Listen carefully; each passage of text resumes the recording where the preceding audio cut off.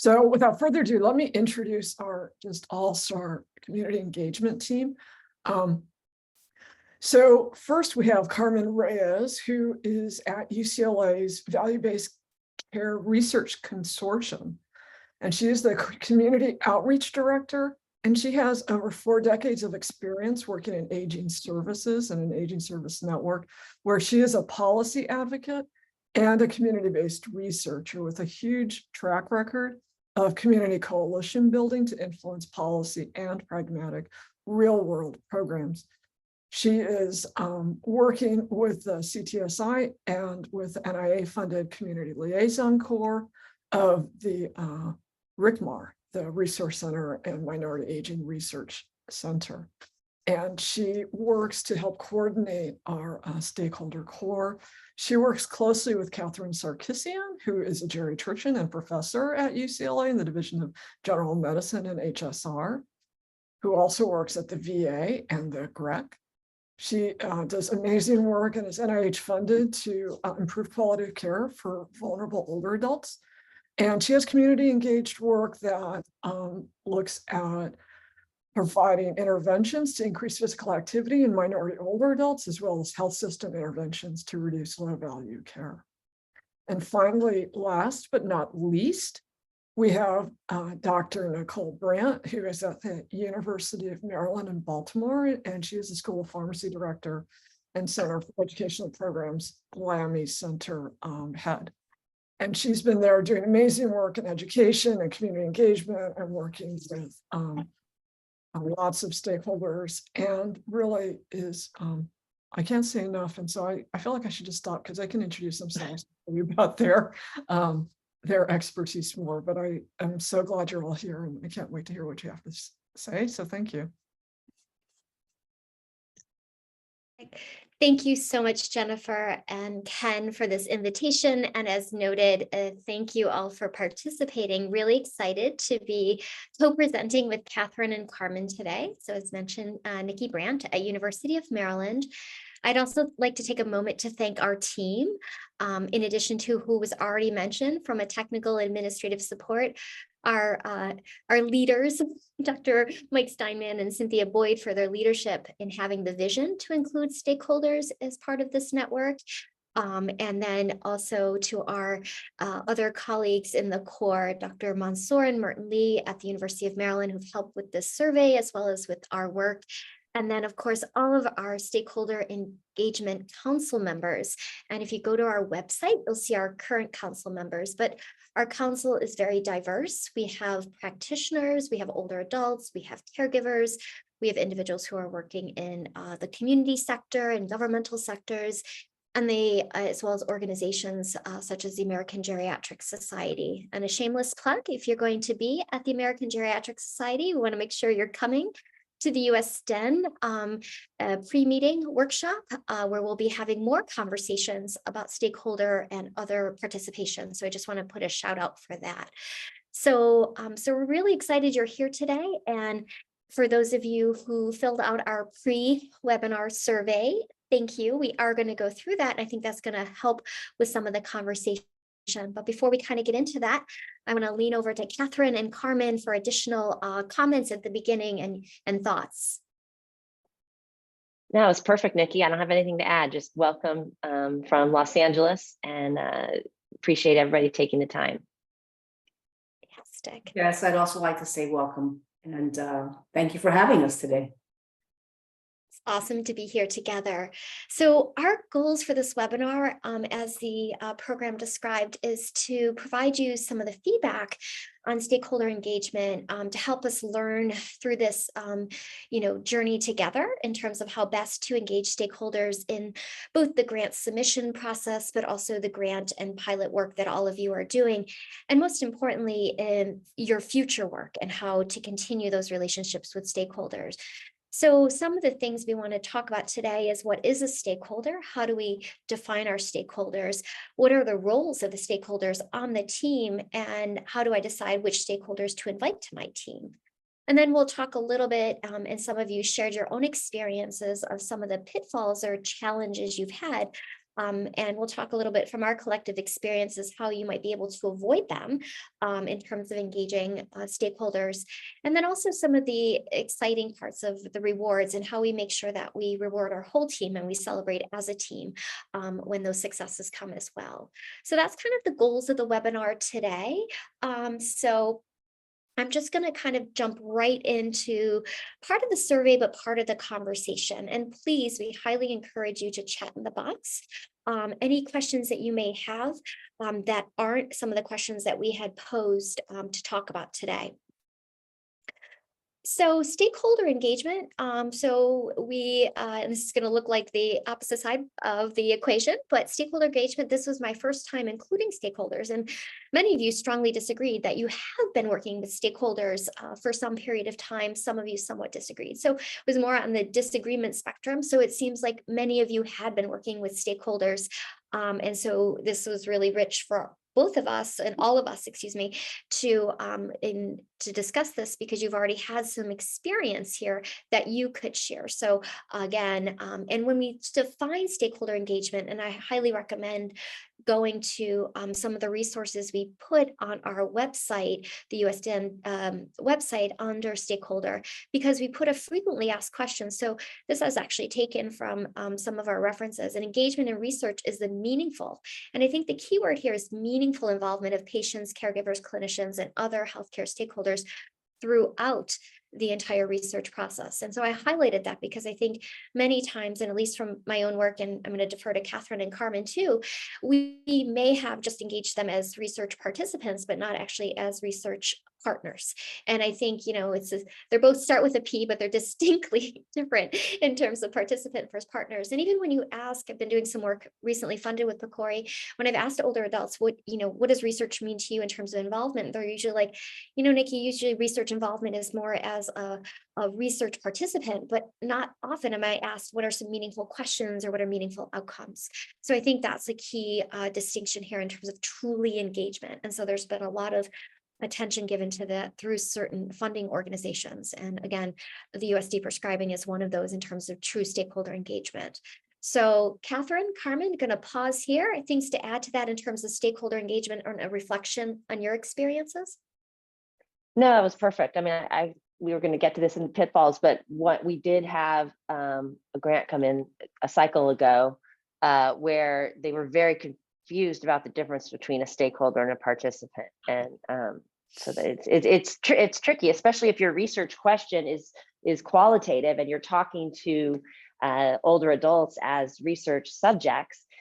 It's very easy to confuse where does the stakeholder end and the patient part, the research participant begin.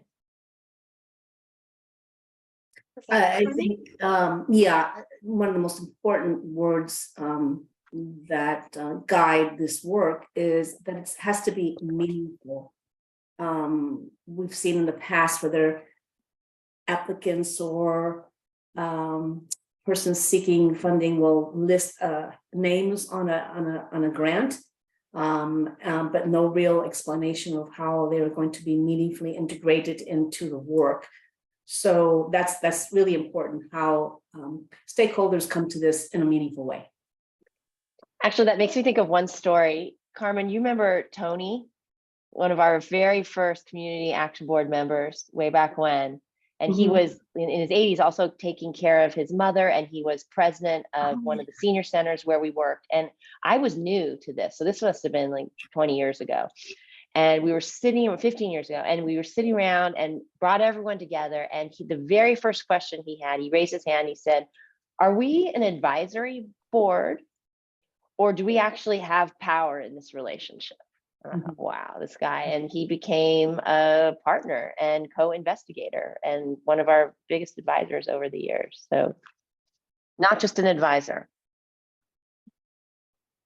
I think that's really powerful, Catherine and Carmen. And, and it talks about the relationship, right? And that relationship that started based on kind of setting those expectations and roles, right? And meaningful roles. So I think that's really, really important. And I know, at least from a reviewer perspective, comments that we've gotten back from our reviewers is, especially if there's some when you talk about your stakeholders, if you can show who they are, if you can name them in your proposal, as well as talk about maybe any sort of relationship you've had with working together. And I know for some of you as junior investigators, they might be new, but at least, you know, how you're going to continue and build that relationship. So I think that speaks volumes. And when we see a table within a proposal that has actually names and where they work and how you've worked together with them, that makes for a stronger proposal, at least in my mind. I don't know if Catherine or Carmen, your thoughts on that as well. Right, as long as there's clarity around the role and how that relationship's going to be integrated into the work and into the study, I think that is powerful. Absolutely. We're getting thumbs up coming up my screen. So I guess that's a good, people are resonating with that. Wonderful. All right. So we're going to kind of walk through, use these as a springboard, but also again, if you have additional questions and thoughts that you want to include, please let us know. So we did have 8 individuals complete the survey. So engaging with stakeholders improved the quality of the project.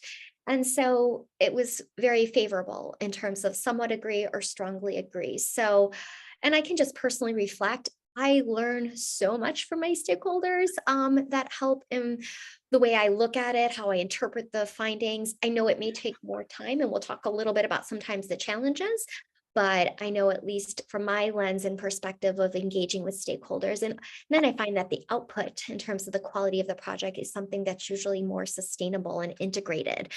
So at the Lamy Center where I direct, we've put together more of our educational materials. In the past, we would, develop them and put them out, but then we started co-designing the materials, and they've had much more impact and traction with our communities, especially our mixed communities. So I think it's really important of that engagement. Carmen, Catherine, your engagement stories you want to share in terms of the quality of the project? Yeah. Nothing specific to add right now. I agree with everything you just said. Yeah, what comes to mind, and I can't remember specifically where it happened or when it happened, but there was a project that we were working on, and we as a team kind of made some assumptions about what's important and what isn't around the project and what's significant to us to achieve our outcomes. And clearly, once we started with working with our study team and our stakeholders became part of that study team, those things got really, how would I say, moved around, shifted a little bit to make sure that the significance was also to the stakeholders that we were working with, the communities that they serve. So that thing about assuming, it's kind of a checkpoint, a big checkpoint. Perfect. Thanks, Carmen. Trying to get my page to go down here. Great. And then in terms of enjoyable, so generally speaking, everybody agreed, but there was somewhat disagreement. And again, this was just kind of a small minority compared to the group. I think it was 1 out of the 8, but engaging with stakeholders was generally viewed as enjoyable. So I don't know if we need to add anything more to that based on what we just talked about. With respect to challenging, so I'll jump in and add one thing please. to that, Nikki. I mean, you hinted at it before, but it's a lot more time consuming to work with stakeholders. I mean, especially, my office is in Westwood and a lot of our stakeholders are in South and East LA. So it's a lot of driving time, takes a ton of time. It's all the time nurturing those relationships. And most of the people that we work with are just absolutely wonderful to work with. But sometimes I can think of one time where we had a stakeholder, one of our collaborators had invited the stakeholder to be on the team, and we had organized the meeting. And this person lacked all self-awareness and dominated the meeting and talked over everybody else. And it was very, very awkward because in the middle of this person's diatribe, we actually saw one of our other favorite stakeholders stand up and walk out of the room. And we were juggling. It was very, very stressful because we didn't want to offend this one person that our collaborator had brought in. But we felt horrible that, it was like I was trying to go into damage control mode and like run after him to the car and apologize and say, please, I'm so sorry. And so sometimes, I would say that was not enjoyable. That was really stressful and difficult. So it has its moments of definitely being challenging. And those are tricky meetings to juggle when that does happen. I don't know if anybody else has had a similar experience to that. So Catherine, if I can expand upon that, how could you have maybe prevented that from happening, right? We're here to share experience, how we could learn to do things differently, right? To reduce the challenges. That's a great question. We tried to not invite this person back as much, trying to set limits on how much each person can talk, try to, how could I have done in advance? I mean, afterwards we were doing the damage control and calling people up and trying to, apologize and get their views. And it was hard. Carmen, we ended up having to I try to forget manage that yes. relationship for a long time. And it was a challenge. It was extremely challenging because it's mid meeting and you want to stay on agenda, and all of a sudden you have this disruption, really, because it was a disruption where you were getting derailed in terms of what we wanted to achieve during the meeting. I think we could have easily, now in retrospect, I was thinking about just sticking to the agenda and limiting, as Catherine mentioned, limiting the time of comment. But unfortunately, I think we were a little bit too late on that. Simply the fact that we had, I think there were 2 stakeholders who were just, you saw people's eyes rolling, and you were trying, that something was actually going on. But I think we did handle a lot better moving forward, Catherine, as you recall. We were a little bit more firmer, staying on point on the agenda items and the outcomes, and narrowed the time for commenting. And also made sure that everyone had the chance to speak and have their input. Well, Catherine and Carmen, I think, one of the wonderful things about webinars like this is, as we reflect, we got 2 seasoned researchers that have been working with stakeholders, as you articulated, over 20 years, and challenges will arise, right? And how do you think about how you handle those different? How do you mitigate those challenges for the future? I'll kind of shift a different challenge, and part of it's kind of our system, what we're asking for. So, recently we were putting in a grant proposal with a stakeholder, and one was partly with this one, but it was a different one where we had to have CVs. And some of my stakeholders haven't been working for 25 years. And they looked to me and said, Nikki, I don't have a CV and I don't have a resume. I don't really feel comfortable in putting one together. But, so just thinking about some of the requirements when we think about stakeholder engagement, some of our grants, if they're truly going to be partners in this work. So that was something that took time to build together. But you can imagine, as we reflect as researchers about our own NIH biosketch, keeping them current in the right format, let alone, for our stakeholders who may not have those type of documents readily available. So, we luckily had a little bit more time built in to work with that person. But I reflect upon that because that was a challenge I didn't really think we needed to do, but we were told by the funding agency we had to submit it because it was part of our research team. Yeah. So I don't know if anybody. Point. Yeah. No, we've had that come up too. It's a great, and it's, even if you have the admin support, someone can sit down and help them put together an NIH biosketch. It can be threatening to people who haven't been in that world for a while. And and they start to question their value of what they bring to the team. Right. I think that's really, even as we think about how we set up our agendas, how we put together our meetings, we're very intentional not to put titles, in the name holders if we're doing live meetings, and ideally not within the Zoom when we're doing these type of meetings, because I think that's really important to think about, just making it people feel that their voice is valued despite what their educational acumens might be. So I think that's important too. At least that's been my experience. Yeah, definitely. We never put degrees on those names, name plates or anything. Yeah. Perfect. So that's a little bit about challenges.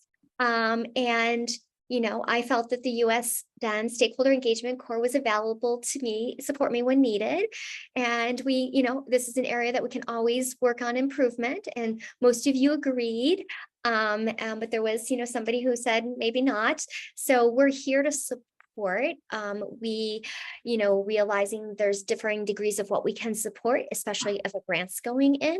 But we definitely are here to support, and hence why we're doing webinars like this to let you know that, we're here to build additional resources, or if there's additional questions that you feel like the answer could be better, let us know that as well. Carmen, Catherine, anything to add to that? Yeah, I'm sorry to the one person who felt we weren't available. I hope it wasn't me missing an email, because I do that sometimes. So please don't hesitate to reach out. Our door really is open. We do really want to help.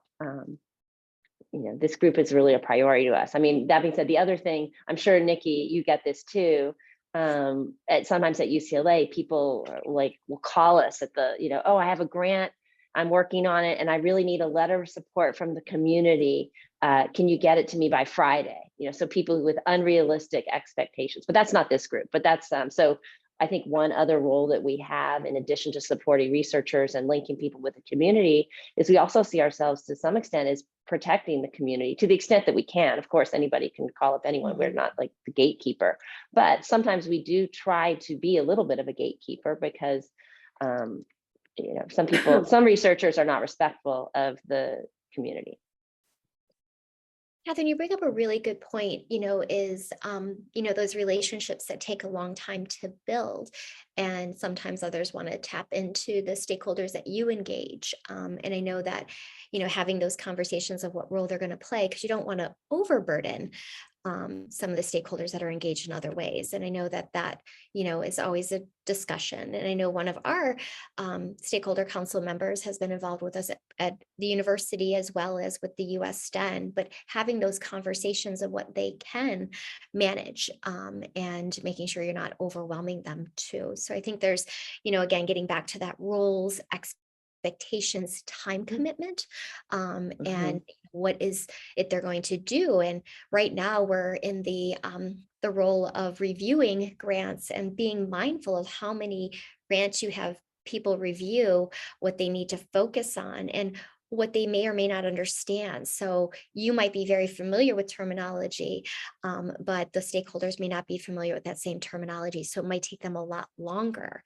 So even just following up after the fact, and I know Carmen was instrumental after we've gone through these reviews, meeting with them and talking about how could we do this process better. So I don't know, Carmen, if you want to reflect to early on in this journey, when we had that subcommittee after we went through the reviews, both on the rubric and on the process. So I know that's kind of dusting off some of the history there, but I think it's important to reflect. Yeah.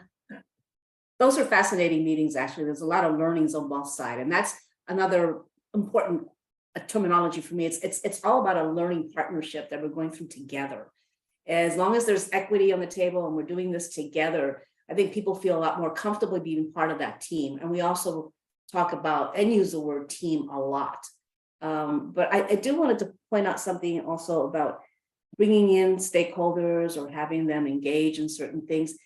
When there's a project that you're doing as somebody else's organization, you also have to be mindful of the fact that that is really not your home. This is the home of where community people come to get services. It's an organization that's well known in their own communities. They have their own guidelines and their own responsibilities and obligations to their funding sources. So that relationship is something that needs to be really, really cultivated over time, to ensure that you're very respectful of the organization itself and its priorities, and how you can then integrate the work into that ongoing process. Because many will call us, like Catherine said, oh, can I go just drop off some flyers at a senior center? Well, not really, because there's a protocol that senior centers go through. They have board of directors, they have, there's a whole process. So just sometimes to be aware, if you're going to be off-site, you're going to have a community partner engaged. Yeah, that's a really important point, because even our most recent work, we're working in low-income housing sites. And, when I say the word research, everybody scurries away because there's certain beliefs regarding what does research mean. So I think that ongoing education, support, and relationship in terms of what we mean when we say research is really important. And I love the term team. We talk about it a lot, but one of the phrases I love when we get into a classroom, especially a shared classroom with our community, is the all teach, all learn. So we're all teaching each other and we're all learning from each other. And I think the way we set up that classroom is really important. So, and that's another kind of philosophy I've really embraced when working with our community partners, because there's a lot of things I don't know in our communities. And I've learned a lot of terms. I'm a pharmacist. I've learned a lot of terms about street drug names and other things and other resources where people get their pharmaceuticals from. But again, until you're open to learn and engage and have that kind of bi-directional feedback, I think that's what's really important. So it's not a drop and go, but it's really a relationship. And I think that's important. So I think that's been really key with our success in working with some of our communities. I love that, Nikki. All teach, all learn. Yeah, I'd like to take credit for that, but that really is coming from my work with Institute for Healthcare Improvement. Yeah, just in terms of, because we're working in so many mixed communities and we don't have all the answers. So I'm like, just teach me, right? So, and the same thing with research, what will work within your community when we, go into this together. So, yeah. The other point I would add is remember when you're coming from your institution, people may have all sorts of beliefs about you just based on where you're coming from. So, when we first went to Watts Labor Community Action Committee, I met with this wonderful person, Phyllis Willis, who's been, now a long-term partner. But in the beginning, she was very hostile. She was she'd had so many people from UCLA come in and want to, get the data and then never come back and never report back the findings and never have a relationship. And so she was just, having UCLA on my email address was a big, actually, I think it might have been before email, but yeah, it was a big negative. And so keep in mind that people might have attitudes about you that have nothing to do with you and have to do with your organization. That's a great point, Catherine. I remember that meeting because Phyllis is your ambassador. Phyllis is your ambassador. Phyllis is opening the doors to you. Phyllis is also playing the role of these folks can be trusted to her staff. So it's critical to start off with that type of strong relationship and that credibility and that trust and the integrity that you're just not coming in to recruit, gather data, and then just leave. This individual, this organization is going to be a true partner. And in fact, they're going to be maybe at some point, part of the study team, maybe a co-investigator. They will get recognition as co-authors on publications and dissemination. So there's a real large spectrum, I guess, menu of how people can get involved and people can you can identify that they're just not stakeholders. They're really community consultants. They're really advisors. Really good point. I love Carmen, the trust, right? So it brings back a memory of about a year and a half ago. I was out in a rural community and I introduced myself, as a pharmacist from University of Maryland. And the community said, "Are you linked to pharmaceutical companies?" And I said, in full conflict of interest, no, I am not linked to any pharmaceutical companies. They're like, good, because if you were, we would have a big problem because our community's been destroyed by opioids in terms of the drug overuse. And they really had a concern with the influence of pharma in their community. So understanding some of the community's challenges and how you establish trust, because I think they probably would have slammed the door on my face. But fortunately, I had a partner that I was with there that they truly trusted, and through her, they developed trust with me. But it's interesting to know where, people's perceptions of your institution, but also maybe of your profession. So that was an interesting learning for me as well. And you don't realize that until you get out there. So just thinking about, your partnerships, your communities, and listening, probably listening more sometimes than we actually talk. So again, we're here to support you, and we value your feedback on the resources that we put out there too. And I was very excited. This is probably one of the strongly agrees in the greatest amount is your continuation of working with stakeholders in your future research. So I think that's just speaks volumes. So everybody was definitely in agreement and mostly in strong agreement. So anything to add to that, Catherine or Carmen? No. Okay. All right. So, I was able to incorporate stakeholders' input into my writing about my research. And so the red was again strongly agree. Sorry for the legend there. I wanted to show the distinction with the colors, but we could see that, about 50% of you did incorporate stakeholders' input into my writing about research, and then varying degrees after that. And I think, again, when we think about this, and authorship versus acknowledgement and having those conversations with your stakeholders, I think is really important. I find, I don't know, my stakeholders tend to be a little humble at times, the ones I work with, and they're like, I don't need authorship. But I think there's a certain signal it says to the scientific community when we include them as authors, especially if they contributed and were incorporated into the writing. So I think, they may say, don't need to do that, but I feel strongly about including them in authorship if they truly earned authorship. So I'd love to hear, Carmen and Catherine, your thoughts about that as well.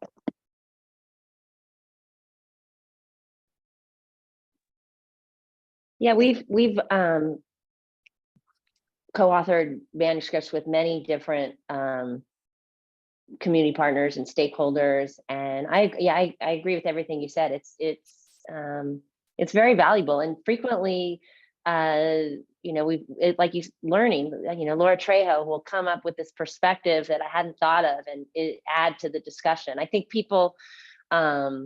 Everybody has different strengths. Some stakeholders can be very comfortable looking at tables and data, and others are going to be less comfortable with that, but can still understand the findings and make very important contributions to the discussion and the relevance.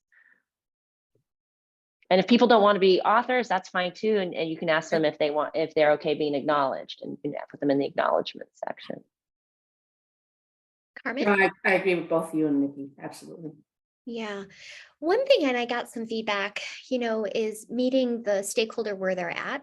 Some people wanted to be involved earlier. Some people wanted to be involved later. So I'm finding differing degrees of how much involvement they want in the writing. But I think that's, again, as you're talking about roles and expectations, and some people rather not. They just would rather just be a part of the conversation and not be a part of the writing. So yeah, so I think it's just, again, setting those expectations, but good. One thing I learned too, it's really important once you write something together to make sure they get a copy of it. So I could do better on that at times, I'll be honest there, but I think it's really important to celebrate that, publication poster together, take a picture and share. And I think that's something that's really meaningful to people as well. That's just my reflection on that as well. That is a great point. That is a huge point. Back in the day when all the publications would go out and the community partners and the stakeholders wouldn't have a clue of what was coming out. Big issue. Yeah.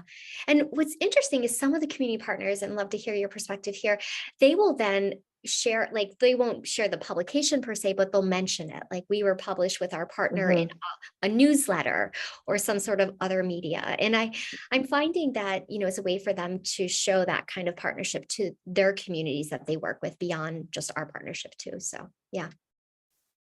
Yeah, that's a big element of what we do here. We work very closely with the Area Agency on Aging, and they're also looking for ways to get involved in researching, securing outcomes that could either help improve their programming and their services, or even advance policy. So some of the information that's gathered through some of these studies end up in policy briefs. So, and that's on behalf and a benefit to the community social network. So it's things that we don't normally think about when we even start a study, how a specific outcome may impact a lot of different things in the quality of life of older adults. No, Carmen, that's a really great point. It reminds me of our work we had worked with our interprofessional team, nursing, pharmacy, and social work, to do some surveys during the pandemic on access to food and good quality food, which then led rapidly to more food programs within some of our communities.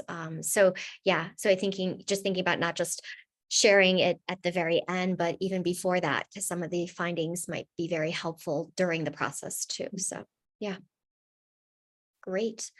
So this was fun when we opened up some of the open-ended questions in terms of the rewards and challenges. So that was shared with us in terms of stakeholder engagement, the interaction, the innovative ideas in terms of the design of the study, as well as the patient recruitment.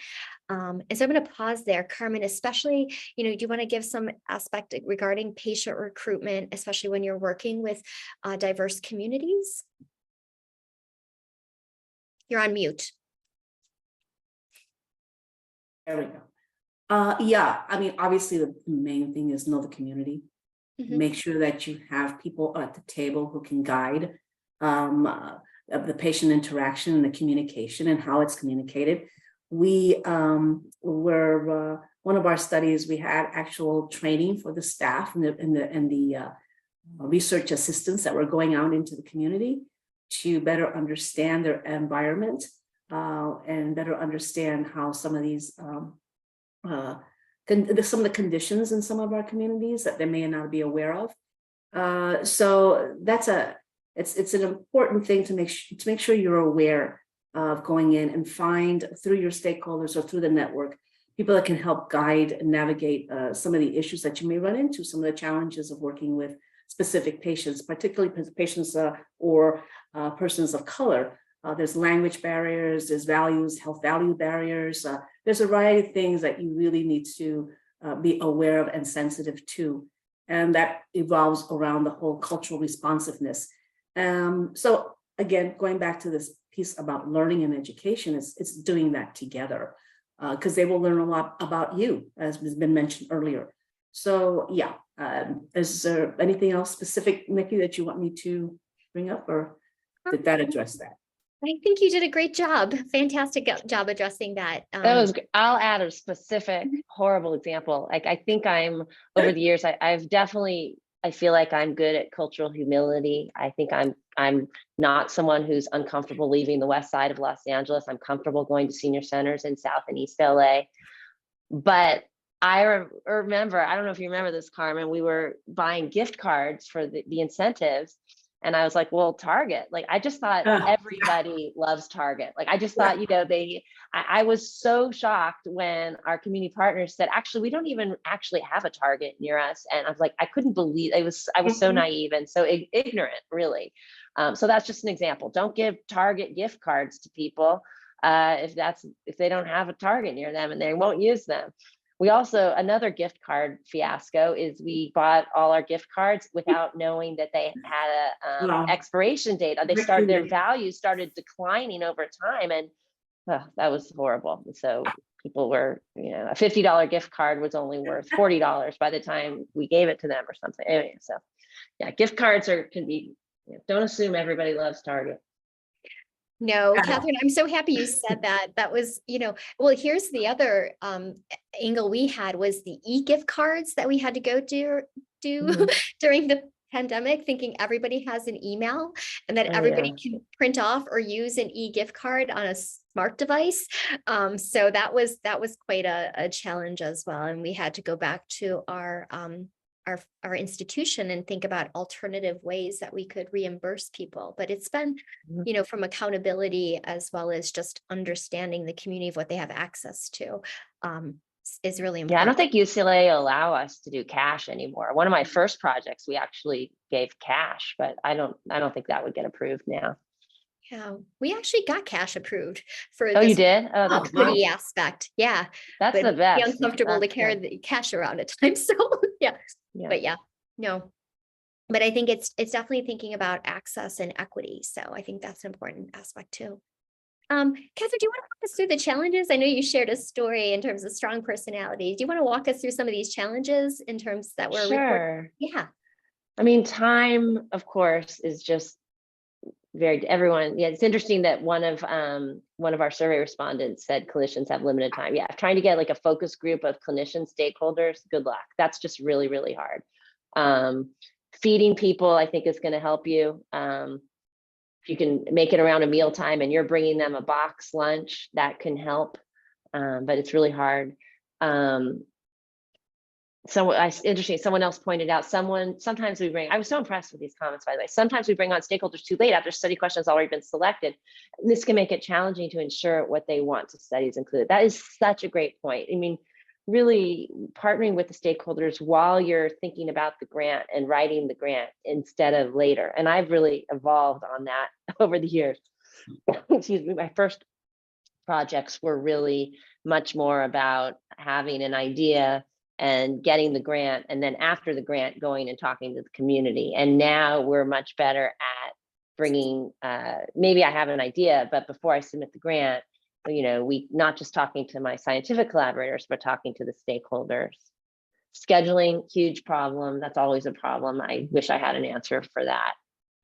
Especially if you're like me and you don't want to ask your staff to work after hours. Yeah, that's just really hard.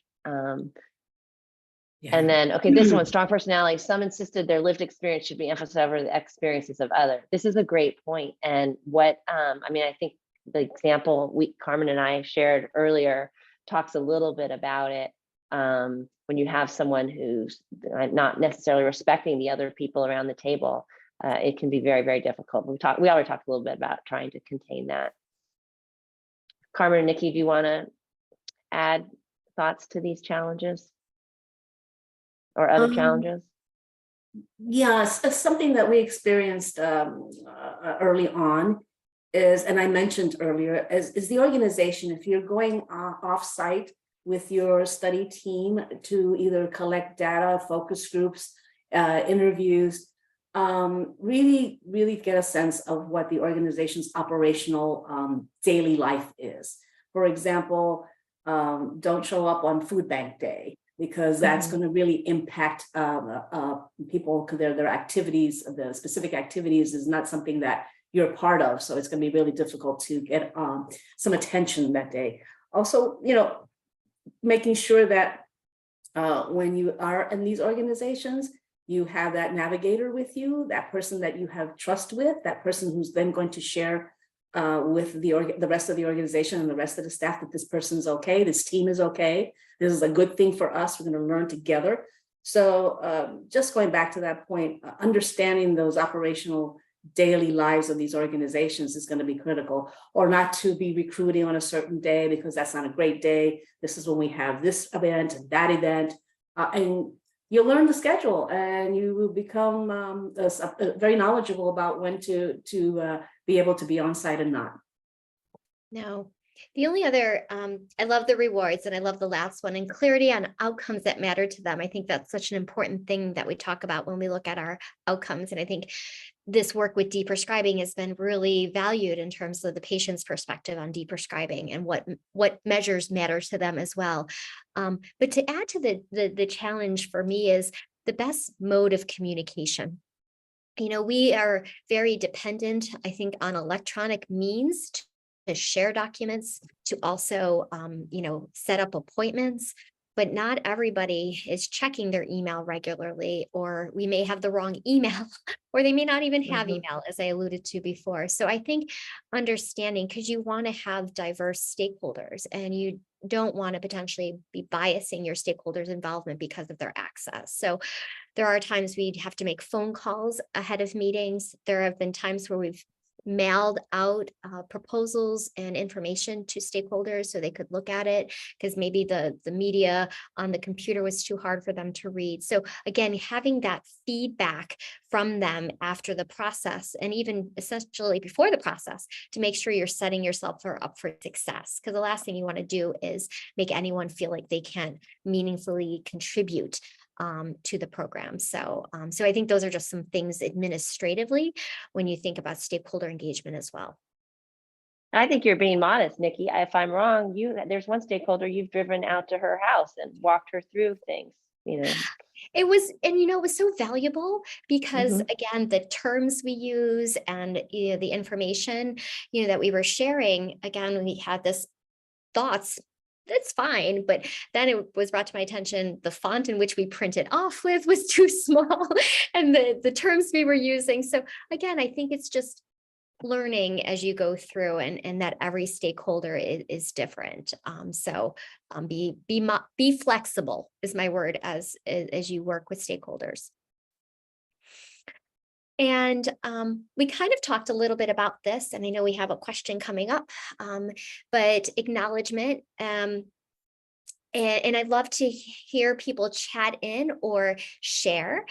Within a PCORI study, we regularly updated the funder with how stakeholders been engaged. And I know that PCORI has some tools out there that you can use to assess stakeholder satisfaction with projects and things like that. So I don't know if Carmen and Catherine, you have a particular tool that you use within your studies to get feedback, or is it, or just generally an approach that you have? There's no one formal tool we use. And Jonathan's telling us we need to allow time for Q&A. Oh, So I don't okay. want to talk anymore. Okay.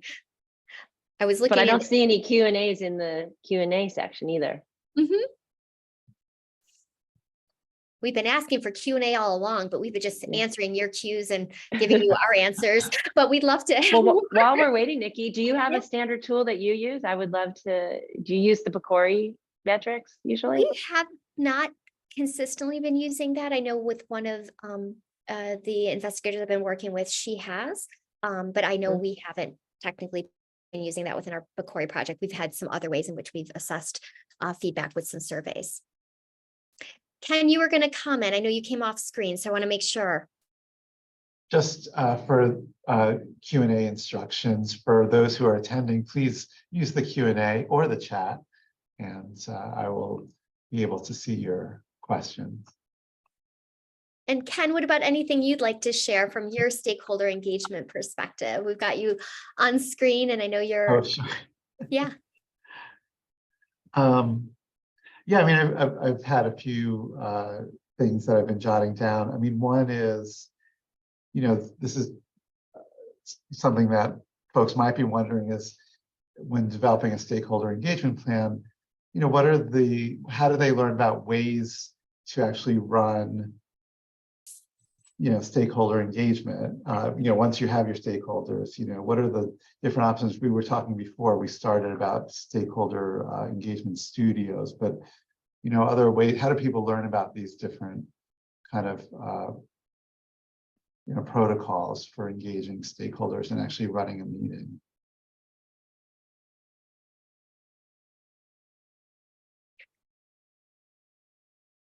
So I just want to make sure I got that question, and this is awesome. There's a lot of questions coming in now. So Ken is basically, are there examples or are there better techniques on how to run stakeholder engagement, put together stakeholder engagement plans, or run the programs that you have them? I know, and we referenced on the website some of the resources by PCORI that, I've used. I know one of my colleagues and mentor, Dr. Dan Mullins with the Patients Program, has put together some of the steps and processes and approaches. So that's been helpful. And then, from talking with others through doing this work has been some of their lessons learned has been very helpful as well. But I know PCORI was a great resource for when I have been doing more work in this area. But before PCORI, it was more about stakeholder engagement and learning from the communities, what was working and what wasn't. I don't know, Catherine and Carmen, if you have other things to add. Yeah, I mean, for me, I'll be honest, it was bringing Carmen onto our team. So someone who'd been with Carmen was so respected in the community early on, and it was great. We were a team. Carmen had also worked in academics, but she had a major hat in aging services, and people really knew her. And then that has worked very, very well for our team, as we're a partnership, and people know Carmen, and that's really helped, and she opened so many doors for us. We do have some questions coming in. Mm-hmm. So do you want me to start going through them, Ken? Sure. Do you want to go do it? Go ahead. Sure. Yep, I opened them up. So the first was more of a comment from Barbara Farrell from Canada. Barb, thanks for joining us. It was more about a handbook that she's used, Boot Camp Translation, Engaging Communities to Improve Health, a guidebook. So hers was more of a comment, so thank you. One of the questions that came anonymously is, can you give us some examples of grant ideas that came from stakeholders? So I can share, our focus at the Lamy Center where I work is on medication safety. So we've been doing some work talking about issues and access to medications, and that's been strengthened by some of the programs that we've been doing, both with our educational materials. We worked with the Poison Center. We've had groups going out giving talks about poison. We looked at our data, saw that there were certain communities where we were getting more calls from, and they were a lot of our older communities. And then we went with and worked with the older communities to identify some of those issues. So we put together both education, a training program, and that was part of a grant. So that was just an example from a medication safety perspective. We've done similar work with falls, and have worked with our community partners through our area agencies on aging and our older adults, and have looked at what we can do both from a medication and environment, other falls perspective. So those are just some ideas that have come from stakeholders based on some of their concerns with the work I do. But Carmen and Catherine, other aspects that you've focused on? I mean, the biggest thing I think is really just been learning how this idea of reducing low value care is not a construct that resonates with community who already does not get enough care. And so really working with our stakeholders to think about how, I mean, we have this UCLA value-based care research consortium that we have to change the name now because people don't want to talk about value-based care in the community. And, Laura Trejo saying, I'm absolutely not. We were submitting a PCORI grant to look at choosing wisely in low income communities about, having conversations about reducing low value care. And she just was like, no, she said, I've been working with my community for 25 years trying to get them more care. I refuse to go into the community and tell them to get less care. Yeah. Carmen, do you want to? No, that's a great. And then Carmen wrote a health affairs blog on the topic about getting rid of the term low value care. That's a great example. I also remember, Catherine, when we were developing the stroke prevention grant, and we got so much input from the stakeholders. We tested everything, and clearly the message is you have to have tailored. We did this in four different languages. We'll never do that again. That was crazy. That was crazy, but it really was one of more of the successful, and the outcomes were just fabulous. And people are still using that train the trainer piece. But I'll just say they had so much input on the cultural nuances and the terminology and the value of health in certain communities. The East-West medicine, we did one for Koreans, we did one for Latinos, we did one for Chinese American communities. We couldn't have done that work. Even in writing the proposal, we could have not written the proposal as it turned out without the input of these stakeholders from these targeted communities. It was just, it was amazing to watch. It was hard when we were in the middle of all this, juggling all these little advisory, we had like 4 or 5 different advisory groups all at the same time. But the contribution is, you just can't, I couldn't even measure it, really. Erica Sharp had a great question. What have you found to be the most important questions to ask stakeholders? I know, again, this may vary by study, but what are some of those important questions? My experience, and then I'll defer to Catherine and Carmen, I know we're getting tight on time, is really about their interest in the area that we're looking to work on, their experiences, as well as their time. I just want to make sure that they have the time to be a part of the team. So I think those are at least a couple of questions early on that I always ask. Catherine, Carmen, to add to that? I would just add, and do you think this is an important research question? Is this something that's significant? Is this something worth looking at? Is it something worth me investing my time in? And what benefit is it going to have to me and my family, my caregiver, my community? Yeah. I mean, from a stakeholder's perspective, I want to know what the research is about. I want to know what's it going to help, how is it going to help me? How is it going to help, or improve the quality of life for older adults in our communities? And what does the research mean? What's going to be my role? What do you want me to do? So those are, I think, critical that should be answered. Perfect. And we have one more question from an anonymous attendee. And I think this is a great one to close with, but I just want to give a shout out to Barb again, who talked about the evolution of stakeholders more in terms of collaborators. And I think, that's part of that ongoing relationship. So I think that's a great point, Barb, to think about that and how you structure that for the future for sustainability. The last question is for new investigators who we have on the call who have not had experience with stakeholder engagement before. What is your best piece of advice getting started? So Carmen, I'm going to start with you first. Your best piece of advice. Best piece of advice. Mm-hmm.